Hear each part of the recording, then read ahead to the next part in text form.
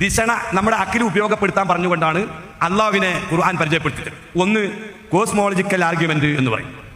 പ്രപഞ്ചഘടനാശാസ്ത്രം അവര് ഈ മുന്നിൽ വെക്കുന്ന ഒരു സിദ്ധാന്തമുണ്ട്. വാദത്തിന് വേണ്ടിയിട്ട് ഇങ്ങനെ ഇവർ കണ്ടിജൻസി ആർഗ്യുമെന്റും കലാം കോസ്മോളജിക്കൽ ആർഗ്യുമെന്റും പ്രപഞ്ചഘടനാ സിദ്ധാന്തവും ഒക്കെ വെച്ച് കൊണ്ടുവരുന്ന ഒരു സ്രഷ്ടാവ് ഉണ്ട് എന്ന് നമ്മൾ വാദത്തിന് വേണ്ടി അംഗീകരിച്ചാൽ തന്നെ ആ സ്രഷ്ടാവ് എങ്ങനെയാണ് ഈ അള്ളാഹു ആവുക അല്ലെങ്കിൽ ഇവർ പറയുന്ന ഒരു ദൈവമാവുക എന്ന് നോക്കുമ്പോൾ അതിനേക്കാൾ വലിയ കോൾമടിയാണ്. ഒരിക്കലും ഒരു ദൈവത്തിന് പറ്റിയ ഒരു ക്വാളിറ്റി, സൃഷ്ടാവിന് പറ്റിയ ഒരു ക്വാളിറ്റി ഈ പറയുന്ന ദൈവങ്ങൾക്കൊന്നും കാണാൻ സാധിക്കില്ല.